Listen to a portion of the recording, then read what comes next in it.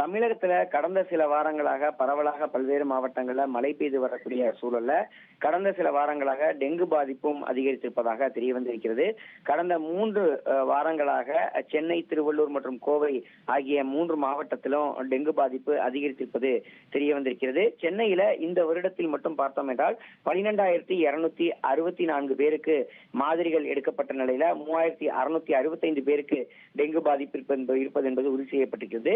இதேபோல் திருவள்ளூர் மாவட்டத்தை பொறுத்தமட்டில் இந்த வருடத்துல 9,367 பேருக்கு மாதிரிகள் எடுக்கப்பட்ட நிலையில 1,171 பேருக்கும், கோவை மாவட்டத்துல 7,998 நபர்களுக்கு எடுக்கப்பட்ட மாதிரிகள்ல 1,278 நபர்களுக்கு டெங்கு பாதிப்பு இருப்பது என்பது உறுதி செய்யப்பட்டிருக்கிறது.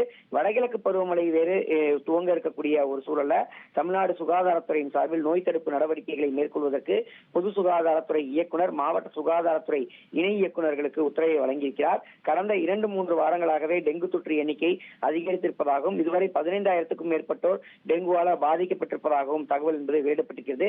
தொடர்ந்து சென்னை, திருவள்ளூர், கோவை ஆகிய 3 மாவட்டங்களுக்கு அந்த சிவப்பு நிற எச்சரிக்கையும் விடுக்கப்பட்டிருக்கக்கூடிய நிலையில அந்தந்த மாவட்ட சுகாதாரத்துறை இணை இயக்குநர்கள் கொசு உற்பத்தியாகக்கூடிய இடங்கள்ல நகராட்சி நிர்வாகத்துறையோடு இணைந்து ஆய்வு மேற்கொண்டு நடவடிக்கைகள் மேற்கொள்ள வேண்டும் எனவும், மாவட்டத்தில் டெங்கு தொற்று ஏற்பட்டால் உடனடியாக சிகிச்சை வழங்குவதற்கான நடவடிக்கைகளை மேற்கொள்ள வேண்டும் என ஒரு உத்தரவையும் வழங்கியிருக்கிறார். மேலும் அனைத்து மாவட்ட அரசு மருத்துவமனை மற்றும் மருத்துவக் கல்லூரிகள்ல, தனியார் மருத்துவமனைகள்ல டெங்கு பாதிப்பு ஏற்பட்டால் மருத்துவர்கள் தீவிரமாக கண்காணிக்க வேண்டும் எனவும், தொடர்ந்து டெங்கு பாதிப்புகள் தொடர்பான தகவல்களை உடனுக்குடன் மாநில பொது சுகாதாரத்துறைக்கு அனுப்ப வேண்டும் என்ற ஒரு வழிகாட்டுதலும் வழங்கப்பட்டிருக்கிறது.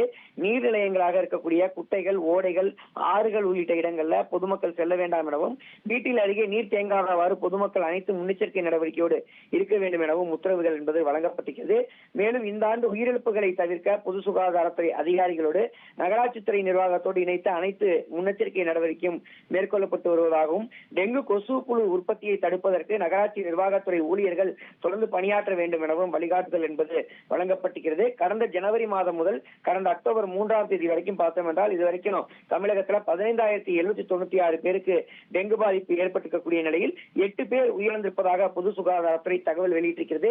மேலும் வடகிழக்கு பருவமழை தீவிரமடையக்கூடிய ஒரு சூழல்ல தொடர்ந்து டெங்கு பாதிப்பை கட்டுப்படுத்துவதற்கு தேவையான அனைத்து வழிகாட்டுதல்களும் பொது சுகாதாரத்துறையின் சார்பில் சம்பந்தப்பட்ட மாவட்ட சுகாதாரத்துறை அதிகாரிகளுக்கும் வழங்கப்பட்டிருக்கிறது.